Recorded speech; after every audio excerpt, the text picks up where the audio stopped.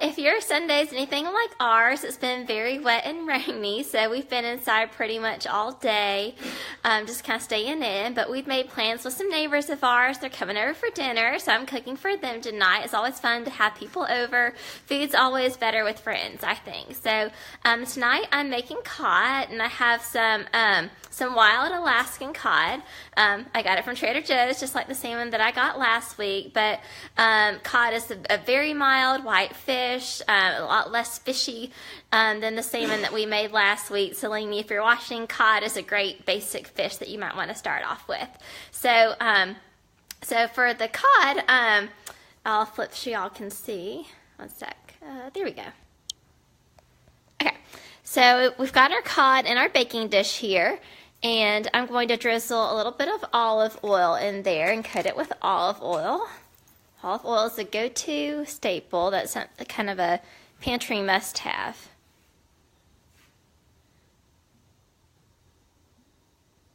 My sweet helpers are at the ready in case I need help. Okay, so I'm just kind of flipping the fish in here in the oil, kind of rubbing that along. Hi, Barbara.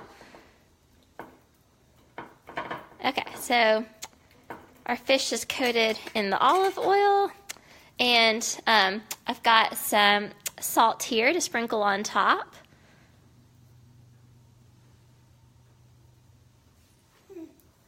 And I was smart today, and I went ahead and ground up some fresh pepper, so I don't have to use the grinder. I can actually just kind of sprinkle it over our fish.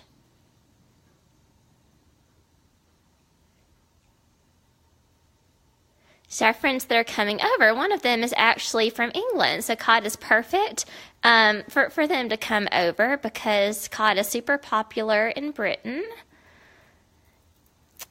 And then our other friend is actually a really great personal trainer, so if you're looking for someone, let us know. She's been helping my husband with some great exercises to do at home. She's terrific, so if y'all ever want a recommendation, just holler at me and I'll refer you to her. All right, so we've got our cod coated in our salt and pepper, and then I also have some prosciutto here.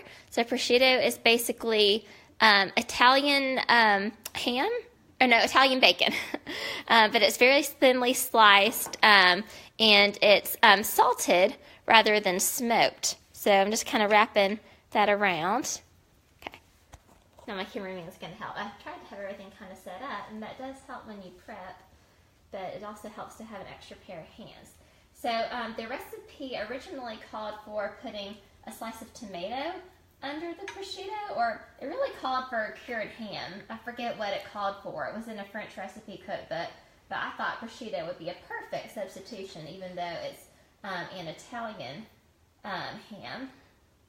But I used up all of my tomato today on the caprese salad I made because I completely forgot that this recipe called for tomato as well. I left out the tomato when I made it for my parents the last time. But a couple times before that, I made it with the tomato and it turned out fabulous. So either way is totally fine. This will be a little bit more kid-friendly too, because not all kids are fans of tomato, but most kids like bacon, and we'll have a few kids over tonight. Alright, so this big piece of fish kind of needed 2 pieces of prosciutto. I probably could have cut that in half. So I'm going to rinse my hands real quick. Just a sec.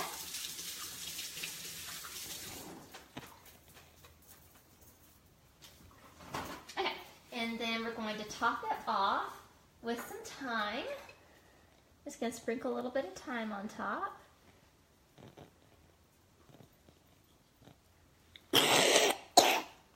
Oh, excuse you, James. So James has he has allergies and whatnot, and a little cough. So, very common for a poor little guy around this time of year to have a runny nose and cough. But hopefully we'll get over it soon.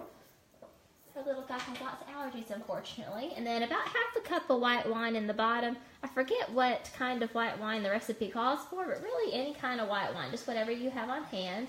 I happen to have Prosecco on hand, so enough to kind of coat the bottom. It'll add some moisture to it while it's baking and tenderize it a little bit too. And just if you have different white wines on hand, they'll just add variations in the flavor different times you make it. So that's really all. So pretty easy to put together.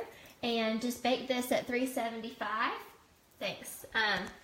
At 375 for about 30 minutes, and it'll be all done. You want your flesh to be flaky and opaque. Hey, Lainey, I see you now. Hey, Jeff. Hey, Kayla. And to go with that, see, I made our caprese salad. I used up all our tomatoes, and we have some fresh mozzarella and some balsamic vinaigrette, and I usually have fresh basil, but my basil plant died over the winter, y'all. I'm so bad at keeping plants alive. It's a miracle my basil made it through the summer. But anyway, it finally bit the dust. I'm going to need my neighbor to help me set it all up again with the right draining system and soil and everything for this summer. But anyway, so substituted with some dry basil. Not quite as good as fresh, but does in a pinch. And then I showed y'all how to do the roasted asparagus before, so that's all prepped and ready to go into the oven. This and the fish can both go in there. I'll probably take the asparagus out after about 20 minutes, 15 to 20 minutes at 375. It usually cooks up a little bit faster at 375 and 350. And then I'll leave the fish in probably for a full 30 minutes, and then it'll be all set. Oh, and we have a little bit of bread to go with it. So that's our company dinner we're having tonight. So hope y'all enjoyed the dinner. So bon appetit from our kitchen to yours.